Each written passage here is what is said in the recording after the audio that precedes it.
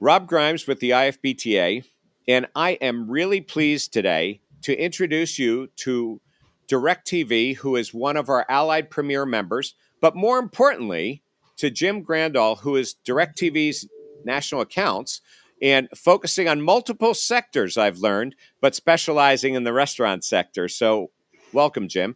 Thank you. Excited to be here, Rob.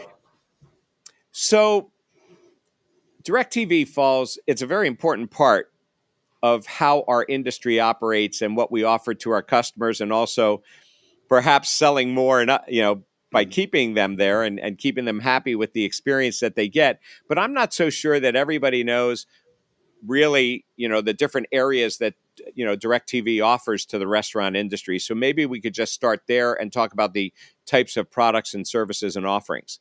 Absolutely. So everybody knows DirecTV is a TV provider. The name kind of gives it away. We always say one of the worst kept secrets that we have in the business is we've also are a music provider and have been for about 30 years. So we are really focused, and this is all we do, on the entertainment aspects of the restaurant experience. So we consider ourselves to be one of many elements in the guest experience. And we recognize that not every restaurant is the same. A sports bar is very different than a QSR. TV is relevant in some, it's not relevant in others. But every brand has a desired guest experience that they're trying to achieve. And TV and or music are typically part of virtually every restaurant's branded customer experience. Well, it's part of the experience. Sometimes, especially with the music, you may or may not recognize it's there, but music, a lot of studies have shown that music, actually sets the atmosphere. And I've actually read studies that talk about what type of music you play also, Absolutely. may set the buying preferences and things. And I'm guessing that you guys might, in fact, be experts on that. So on that subject, as you pointed out, there are different ways and bars and restaurants and different things. What is the differentiation, from your expertise when you're going into somebody and they're saying maybe they don't know what kind of program they should run? Is there some rule of thumb or some advice that you give to them on this? Absolutely. So our whole approach is every customer, every brand is different. Every brand is unique. Every customer is different. So our whole process of listen, learn, and engage with our customers is about what are they trying to achieve? Who's their clientele? What parameters do they want to put around? So TV programming is obviously something that really depends on your format, right? If you're a very sports centric, we can talk, and I would love to talk a little bit about, how sports can be effectively used and how sports sometimes isn't used that effectively or is used the wrong way. But on both of them, it's really around what is that brand experience that you want and what are some of the common mistakes that people make. So you mentioned music. You walk in, you listen. Inappropriate music is one of the biggest complaints that restaurants get. They having music is one thing, but having appropriate music. So if I'm in there with my young kids and there's a bunch of 19-year-olds that are taking care of me and taking my order, maybe the music that they want to listen to isn't necessarily the right music for my kids. And so some of those guardrails and parameters are things that we work on with customers on. How do we make it the right music? How do we make it the right content so that you're achieving the right customer experience and not potentially alienating customers that are walking into your establishment? So, Jim, you started to talk about, some of the inappropriate, Mhm. music or the sound, that's going on. And of course, my mind's going like, okay, inappropriate. What exactly does that mean? Define it. It could be inappropriate that it's inappropriate for kids. It also could be it's inappropriate for the surroundings and the customer type, that's Absolutely. there or who they want to attract. So I thought maybe you would, continue the thought on, the teaching piece of as to really what's the art, behind this. It's, it's it's more a conversation. It's really when you sit down with a customer. I mean, I believe that products do something, but solutions solve something. So we like to design a solution. What is it that they're trying to do in that environment? Are they trying to get customers to stay longer? Are they trying to get customers to be able to relax? Are they, what does their day parting look like? So when we talk about music and we talk about TV, I think it first focuses on who is that customer. And so that dialogue of what does your day parts look like? Is this an environment where you want people to come in? Do you serve alcohol? Do you not serve alcohol? Is it a good viewing environment? Do people come here, or do you want them to come here to watch games?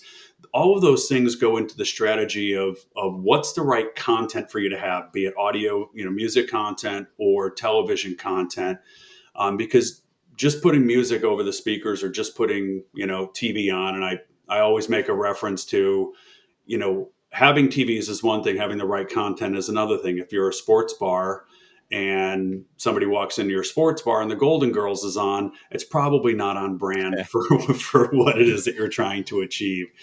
So that part is something we've been doing for 30 years. I'll talk about our music service kind of in depth in a few minutes, but it really starts with that consultative approach with our customers and it's usually starts with the marketing, groups, which we're talking to IFBTA, a little more technology focused, but it's really about that guest Yeah, well, experience. marketing is driven technology now. People aren't sure 100%. whether technology is run by tech people, marketing people, digital people. So you're a Right. digital experience, so you fit like right in there. Right there.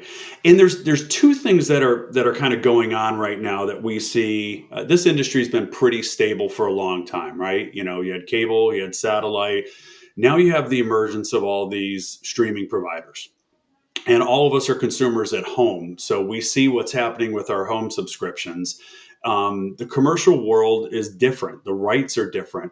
And the two things that are happening right now, which are causing a lot of confusion and chaos for our customers, is and I mentioned not everybody's a sports bar, but sports content rights are going through a very, very, very chaotic time right now. And the other is technology. So let me touch on the content rights. If we go back 10 years, we really had four major sports teams, four major sports leagues, professional sports leagues, There are and some then people who might say there are four major sports teams, but okay. yeah, exactly. Yeah, I'm a New Depends what Englander, city so you're in, right? I'm a New Englander, so we only have four teams that we care about. But you had your four major leagues, and then you had your big college leagues. Now we've got WNBA, NWSL, Major League Soccer, professional lacrosse, plus a myriad of other international sports, and now all of your what used to be called mid-major conference college sports. So there's a lot more choices out there. And one of the challenges that operators have is what should they have on in their location? And that's not a question that we can answer alone. That's a question we have to answer with them and try to help understand together who is your customer. They So it's a, probably can't answer that on their own either. I mean, they it, could use the consultative approach because this is not as simple as just guessing, what people want, because you may in fact either alienate a certain group of people you want, or you may not get the customers you want, or you may be, pigeonholed, and really not be able to grow, because if it's really a growth vehicle, in right. here as well. And one of the other challenges is most of the data of who that customer is actually never digitized. It's analog data. So you think about somebody walking into a restaurant wearing logoed apparel. Okay, you're a fan of. It's a great number one, it's a great opportunity for an employee to engage with a customer for the first time and make a connection. Oh, you're wearing a Right. Patriots hat. My parents live in Boston. Great. You just made a connection. And people love that. It's the old Cheers philosophy, right? Of where they want to go. But a lot of the analog data, and I've had this conversation with so many operators over the years, it's a challenge across the industry, is a lot of that analog data never gets digitized, so it doesn't appear in your customer analytics. When I asked the bartender or waitress can you put this game on? Were they able to? Did they carry it in their programming? Did they know how to change the channel? Um, that information, a lot of that never gets digitized, so you may not know why that customer didn't return, or what this food could have been great, service was great, but next time I want to go watch a game, I'm not going to go there because They couldn't Okay, so you're couldn't figure out begging how the to get it done. question. So how are you digitizing or getting to know the customer, what the preferences are? I mean, I got it when people are doing polls and they watch viewership and how long it's been on and whatever, but how do you correlate that with a guest? We can't. We have to do that with the customer in a collaborative approach. So it's and we tell them, the only real way to understand and to get the message out is to have staff talk to employees. How they feed that back into some sort of customer database or whatever is outside of our purview. All we can do is make sure that they understand what programming they have available and then give them tools to how to use it. And that's so a lot of, with the turnover in the restaurant industry, a lot of restaurant employees aren't old school cable satellite TV remote control. They're Right. digital. They're digital first, on demand. So linear TV is not native to them, and so we have to help our partners understand. Hey, here's what you have, or notify them. There's games coming on. It's time to switch the channel. But once they're connected, there's a lot of data that you can be collecting not only on that customer, what are they watching, how long, what are they switching to, but also perhaps looking across either a geographic or industry segment and comparing notes on that. Not that every sports bar is the same or every sports bar in New England is the same, Mhm. but you probably, once they're tuned in, have a lot of digital data that you can use to help give them suggestions. We do have some. I mean, but it really is an operator centric model. Like we don't have analytics that because our intentionally our ecosystem is not connected to the customer's network, so we don't like you do at home where they can tell exactly what you're watching tonight on TV. I can't tell exactly what TV is tuned to what in every restaurant, and that's intentional. The important thing is for them to be able to marry the customers that they know are coming in on a repeat basis and what programming they want. We have hockey fans. Great. We need to make sure we have hockey available. We have lacrosse fans. Let's make sure we have this package, which has professional lacrosse. So, so there's the them being able to understand their customer, and then me being able to help figure out what does and doesn't make sense. if So if not. it's a smaller emerging brand and they're Mhm. in multiple geographies or something, are there some rules or some tips that you give them on how to get to know or to identify their customer? I mean, obviously you could sit there and put somebody in a restaurant for Mhm. like 2 weeks and Mhm. observe, but on the other hand, it's also about helping the customer to learn how to notice better the practices and things to provide that input. It is. Some of it is even I think a little more fundamental, especially for a smaller emerging brand. Because on one end of the spectrum, you have your mega sports bars. They will Right. have every live game that's being played and every sport going on in that location, and then they customize it on request. So when I walk into a local Buffalo Wild Wings and I sit at table 7, I ask them, "Can you put the Yukon men's game on this specific TV?" They accommodate Right. that request. I feel cared for as a guest. You just, customize my experience. For a brand that's not that big centric, it's about understanding what live sports are available on at any given time and then leveraging those, because that really is the driver for people staying a little bit longer. So we talk about the benefits of higher check averages, repeat rates. Hey, it was a good place to watch a game. um, Game went into overtime. 15 games, NFL games will go into overtime every year. 50 NBA games, that extra half hour to 45 minutes is revenue. It's customers that are and didn't get up and leave at the end of the game. They're staying there.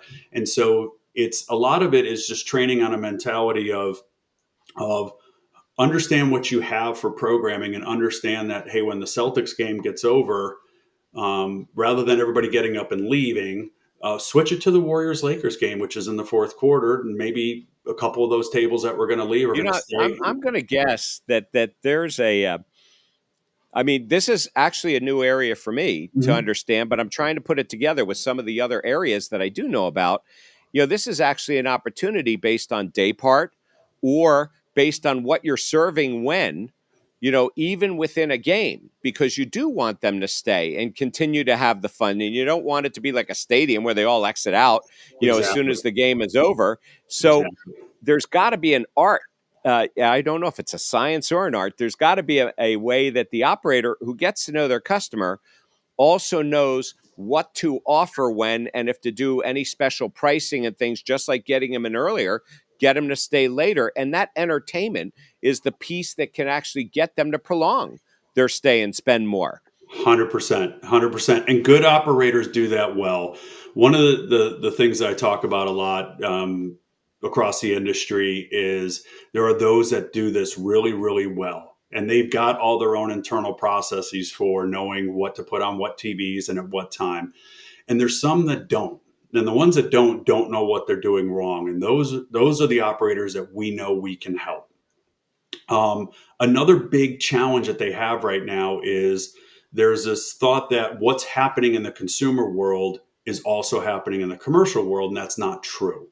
So if we look at the fragmentation of sports rights, Amazon has Thursday Night Football. YouTube has NFL Sunday Ticket for residential customers. Apple TV has MLS Soccer and Friday Night Baseball. Peacock has, some Big Ten Right. games. And think about how that would impact a bar. And think about what that experience. I mean, to follow your team in the NFL right now, you need at least 5 streaming subscriptions to follow your team through the whole season because they're on all these different platforms. One of the things that we've done and will continue to do for our customers is we've been able to retain virtually all of what has gone to those different providers on the residential side on the DirecTV platform. Think about what the nightmare would be of, all right, it's time So for Thursday instead of night. switching platforms, which I believe the word might have been chaos before, but Yes, instead of switching, platforms, one of the things that they really need to understand is this is not just plugging in your streaming stick into a TV, which would be illegal here, but to go do exactly. that, it's not just Exactly. that. It's a single platform that delivers consistent service and solves that problem of having to go search and do it, which is also then seamless, for the customer. Absolutely. Can you imagine the scenario of it's time for the Thursday night football game and somebody has to go out with a remote control, change the input on that TV from HDMI 1 to HDMI 2 and then log in with some Amazon credentials to try to get the game. It's so that fragmentation that's taken place on the consumer side, we've been successful and hope to continue to be successful at keeping all that under our umbrella, broadcast umbrella, for our commercial customers. And as you get to the technology side, you mentioned legality. That is a huge issue, and some operators are, playing a little fast and loose with some of it. But none of the consumer streaming services have commercial rights. So just like using, you can't use your iTunes account in a commercial environment. It's a copyright violation. Using those consumer streaming services is a copyright violation. There's legal risk. But legal risk aside, the experience is not the same. So we all know that there's been very recent references to this, but the frustration of watching a game and having it buffer, pixelate, you get knocked off and you got to Absolutely. log back in and you're missing it. Obviously, I won't mention any names, but we know it's a real and present issue. And the more important the game, the more viewership there is, the more likely that those things are to happen. Second thing, which a lot of operators on the technology side, we're trying to help them understand is streaming isn't synchronized. It's obviously it's a unicast service, and so great example. One of my good friends was watching the Kentucky Derby at a very nice hotel, which will go unnamed, and they were bootlegging YouTube. And so the Kentucky Derby on 10 TVs finished at 10 different times. It might have been one of the greatest finishes in the history of the Kentucky Derby. But there was a Right. 20 or 30-second delay between when people in the back room were cheering and people at the bar were cheering. That's not a great experience. So who placed their bets first? Yeah, exactly. Well, you bring up that micro betting is huge. And the latency of streaming, 40 to 60 seconds, if you're betting on the next play and you're watching it on a streaming platform, I'm sorry to tell you, but the play has already happened. before you're betting on it. So because you're watching it, And they a don't always significant tell go you up. that. So exactly, the house always wins, right? The house always wins. And then, so I already mentioned that experience. So legalities, it's not the right guest experience. If you want high quality, you don't want interruptions, you don't want that frustration. There's one difference between being frustrated in your living room. It's a big difference if you have 100 people who are paying sitting in your Right. bar and the game goes out or something's No, delayed I or mean something you'd have a bugs. riot, right? So Absolutely. you can't be doing that. But I just sort of point out that also some of the examples you're using, I think that it's very readily understandable, if you compare them to other things. In the early days, people used to think that high speed access, oh, I'll just go ahead and go with my, local high speed access provider. And why do I have to, have firewalls? Why do I have to have bandwidth? Why do Hmm. I have to do anything, right? I'll just plug it in and it should work, right? Well, Yeah. not only did you have security issues, but that bandwidth problem did cause, issues. You're talking about streaming, Hmm. and so what did people end up doing? They went to dedicated channels, one for the customers to be able to log in, and even then Right. people got really frustrated and not happy, if they couldn't log in and do things. And I think the analogy is the same here, that this is so important to the environment and the experience that somebody's having, that it has to be delivered right all the time. And when I think about the terms, most technology people would use in uptime, Hmm. or you wouldn't think about having any downtime issues when it comes to handling cloud-based credit card transactions or Correct. point of sale. Well, Yep. this is just as important there because it is Absolutely. part of the experience. Absolutely. I think if you have 10 TVs in a bar and you wanted to stream HD content to those, you need at least 100 megabits worth of dedicated, uncontested bandwidth. The cost, and again, you're not in control. Your local loop bandwidth is not the only determinant of whether that content's going to come in and not have issues. So it's, I'm not saying there's no room for streaming in a commercial environment. There is, Sure. but there are some environments where there's some attributes that have yet to be resolved to make that a consistently reliable and Right. timely customer experience, and where your business relies on butts and seats, being entertained. It's, that's where we try to help our customers understand, number one, don't break the law, but number two, what is that experience and how do we make that as reliably high quality as we can. It's interesting that people think about.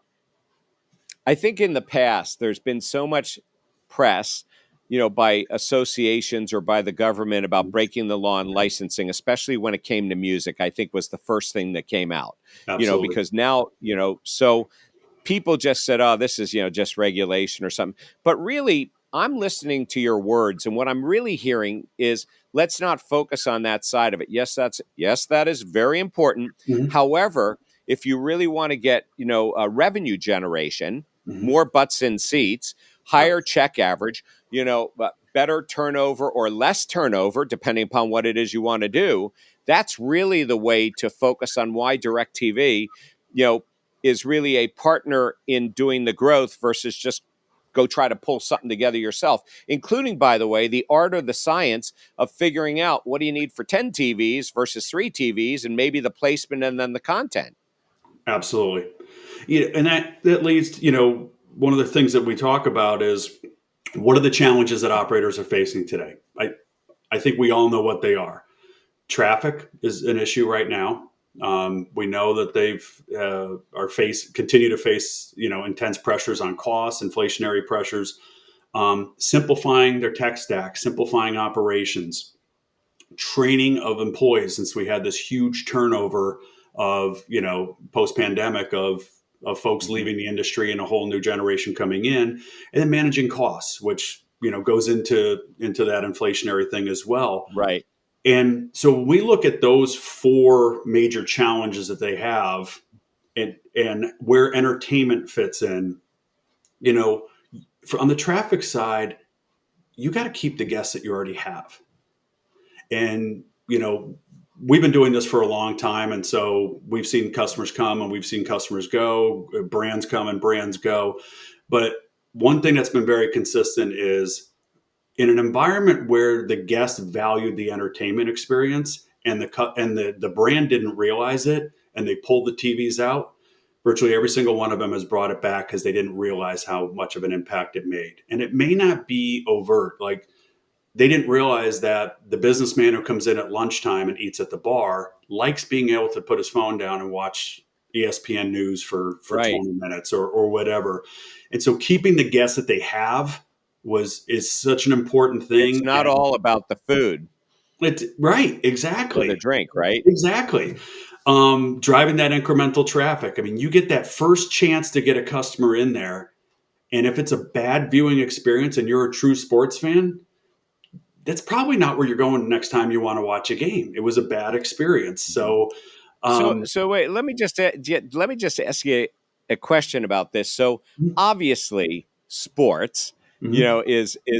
is one of the very big, probably the biggest segment. But of the programming that you're provided in different types of restaurants, is there I know it's going to be like way down the list, but after sports, is there another, genre or segment that, people very frequently are also putting up there? Is it the news? I don't know. What is it?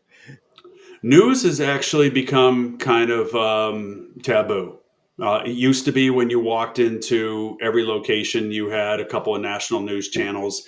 No Right. surprise, I think the polarization of news and everything. We've seen most of our customers back away from news. So live All right. Is it sports, music? Is it music video?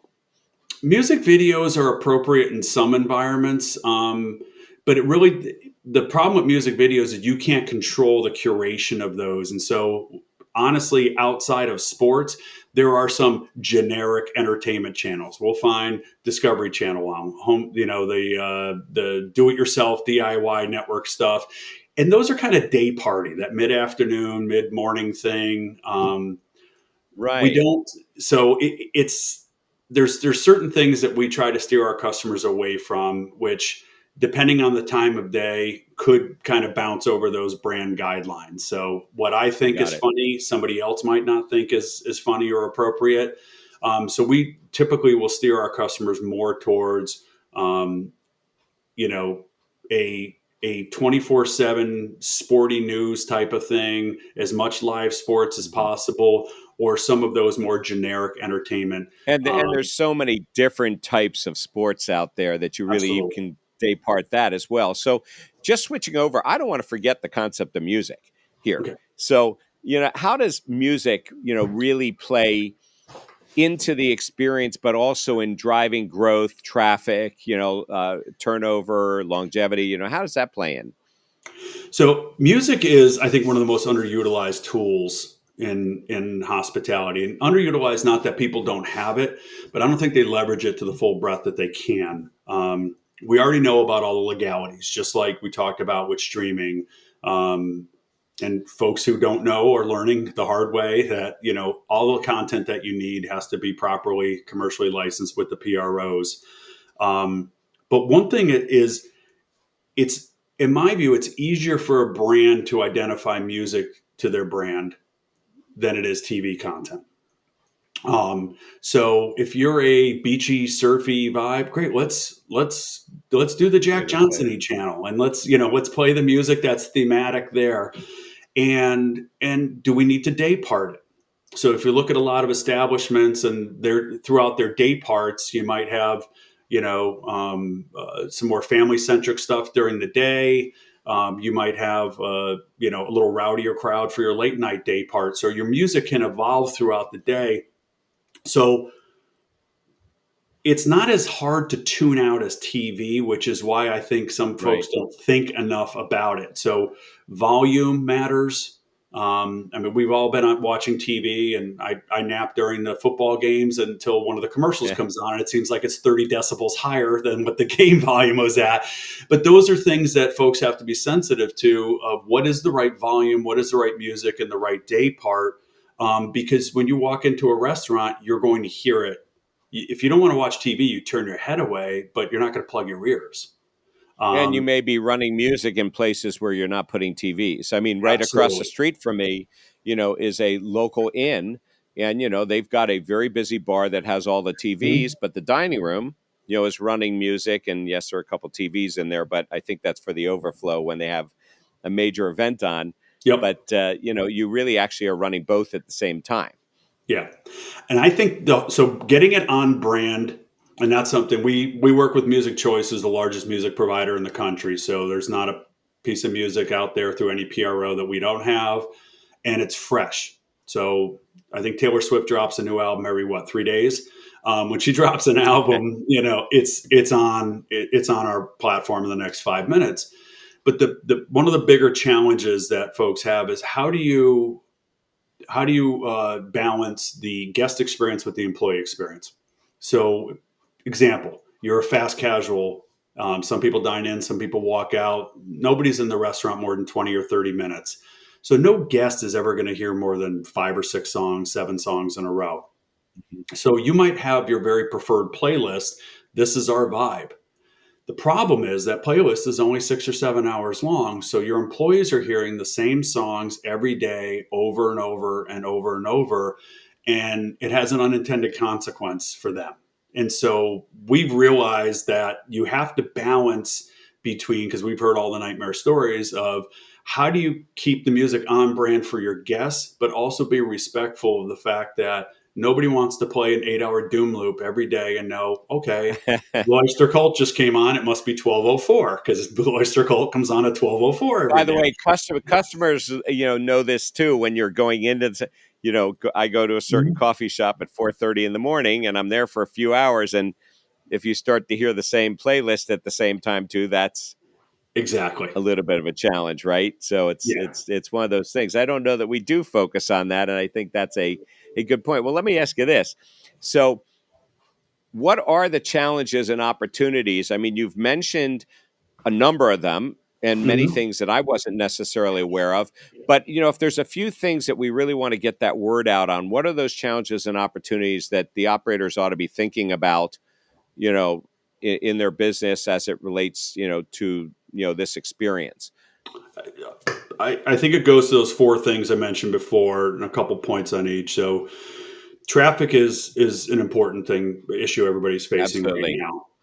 So, retain the customers that you have by not taking something away that maybe it's only 10% of your customers, but 10% of your customers is 10% of your Because if they customers. leave and they find another spot, they may not be back.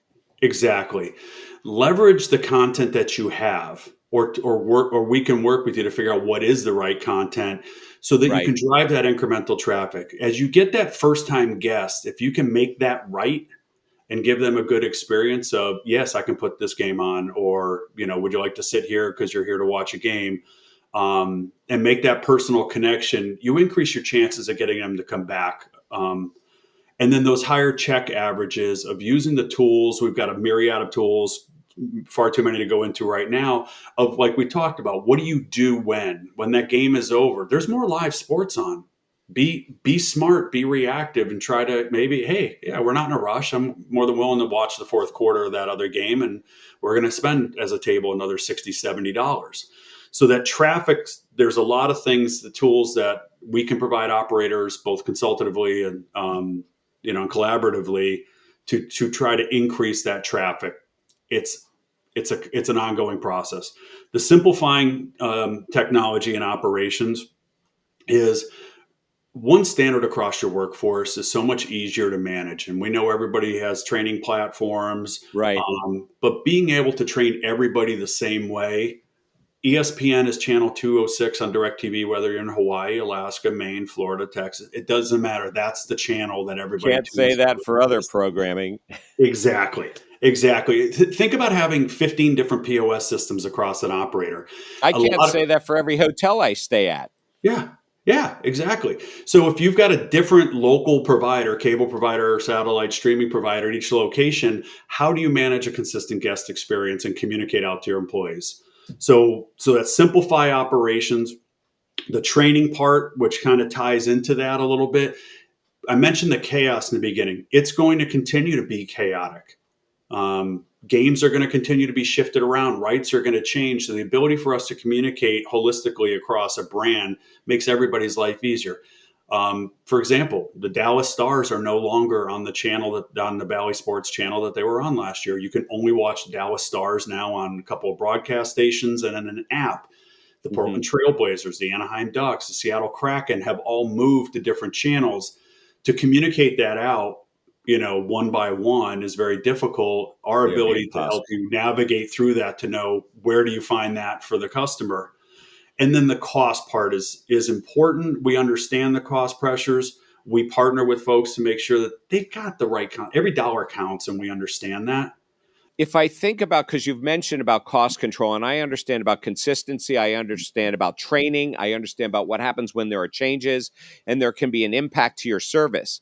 But if I'm somebody who's looking to invest, and I've just sort of been doing this on my own. Mhm. So if I want to do my measurement in my ROI, what is it that you tell them of how to properly measure? Because I'm not so sure that people know. And you did a great example earlier where you talked about, if you take something off the air, you may not know for weeks that you need to put it back on, because and the impact, can be disastrous for a long time. Yeah. So how does somebody measure the ROI, of going to a singular service, consistent bandwidth, the channels, giving people what they want, the experience, the music in there? Yeah, how do you measure that, or how do you talk to them about that? Our customers understand how to do that. We work with them. When we make a wholesale change, for example, and take a customer who had multiple providers and bring them on and design what's the right programming for them, they're automatically looking at their year to year, same day, what happens on a Saturday during college football season, what happens on a Sunday, what are the gaps, are we getting the lift that we expected to get, and if they Right. don't get the lift, we're having those discussions of what games did you have on, what games did you forget to put on, were you asking customers when you walked in the door? I mean, our job isn't to be their marketing group, but our job is to make sure that they know that all of these are available to you. You figure out which ones are right for the customers that are walking in. Um, some places have established themselves as as the bar for relocated sports Absolutely. fans. There's Real a relocated. Boston, Okay, I got that. yeah, there's a Chicago sports bar in Tampa. There's a Boston sports bar in Hermosa Penn Beach, State. California. Penn State right here. We got a couple of bars here in Maryland, and I know where Absolutely. you'd go for Penn State, right? So you Absolutely, and get it. it starts with one table or one customer, and then having that repeat business. So our customers are always looking at what are we doing with our food, our pricing, our LTOs, and then the content has become part of that discussion where it's relevant. Now, for music, or if you're a QSR and a fast casual, you might be measuring it in different ways. You might be measuring it on employee retention. How our Right. employees during slow times, they're listening to music, they're happier, there's a little bit of TV, they're working the late night shift. So I think there's a lot of different ways for customers to measure. But um, if you look at the service as a whole, can we save money from consolidated billing and AP? Yeah. Can we save money on break fix and basic facilities infrastructure? Yes. And so when we do our solutions with customers, we talk through all of these things and try to understand how can we make this as cost effective and operationally efficient for you now. And then our mantra, and you've seen from some of the public announced disputes that we've had with some programmers, is we're trying to do everything we can to work with our programming partners to provide programming at the right price. and And you and have a lot of leverage on that, we and have a that ton of makes leverage. that makes a lot of sense, in how somebody's delivering that consistent experience. And I think that they start to get it. By the way, I did mean to ask you. I mean, I know you work with some very large accounts that Mhm. have something called franchisees Mhm. in there. Um, is there a difference in how a brand, do they in most cases mandate, the provider in here, or is it a hard sell because it is part of the overall consistent experience and what the guest expects, no matter where they travel? Mhm. I would say it varies when you get to the kind of the super high end sports bars, there is a brand standard for most of those because of the programming that they want. And we have that programming and we have a national footprint. So for them, it's a brand standard that they use us. Well, that makes it When, easy. when you move to folks who might be regional or, more in that kind of casual dining sector, it's not always brand mandated, brand standard, but we become the de facto brand standard for all those same reasons that we can leverage the economies of scale. We can have that consistency that corporate can negotiate on behalf of all their franchisees. And then as you kind of move down in the industry where, TV was big in QSR and fast casual 5, 6 years ago, post pandemic, where we moved to a little bit more of a digital, smaller footprint, less dine in focus, Right. delivery world, it's become a little less relevant, and that's fine. The sandwich shops having 20 tables are now sandwich shops with 3 tables, and because everyone's taking it and leaving, Right. and we're fine with that. But so I think it varies. But with all of our customers, regardless of whether they're franchised or not, whatever we do for the brand is always available to the franchise.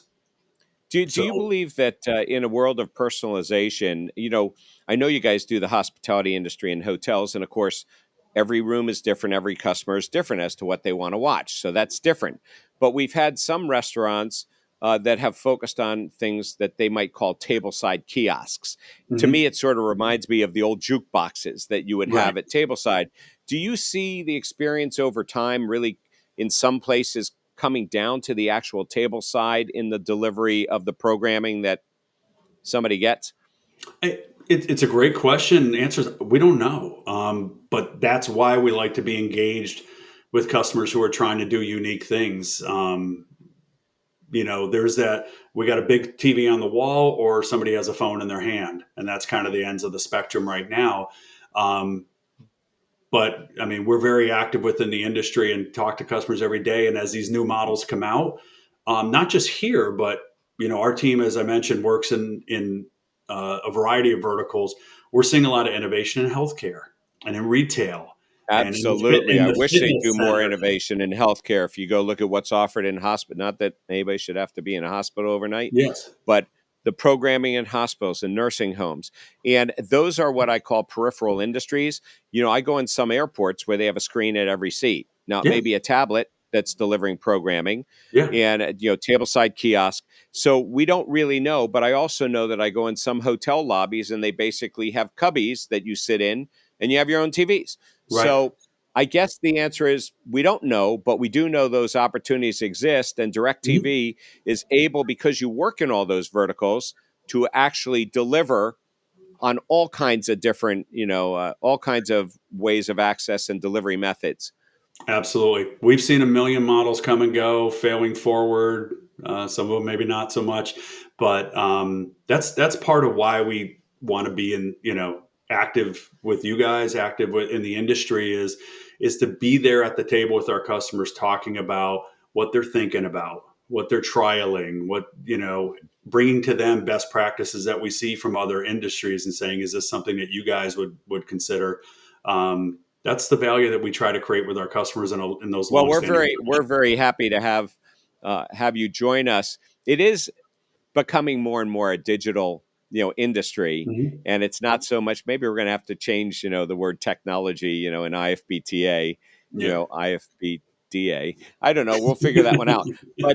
But in reality, that's why it does make a great difference to us to have DirecTV, who does support the industry and focus on it, but now also focusing on the individual segments and the people who are our members that are actually cross interested between marketing, IT, the delivery operations. I mean, everybody, sees that. And from Yeah. music to TV, that's where you play. So we're thrilled, to have DirecTV in as an allied premier member of the IFBTA. So Jim, Excellent. thank you so much for the support and joining us today and sharing the story here and getting the message out. And I'm sure that there's going to be many more opportunities coming up to work together in support of the industry and provide that experience for the guest. Thank you so much, Rob. We care, we can help, and we're excited to be part of it. So thank you for joining us, Rob Grimes with the IFBTA, and our Meter Member Series with Jim Grandahl, who is the DirecTV National Accounts, an Allied Premier member, a new one to the IFBTA. And we hope you've enjoyed this session and learning more about DirecTV.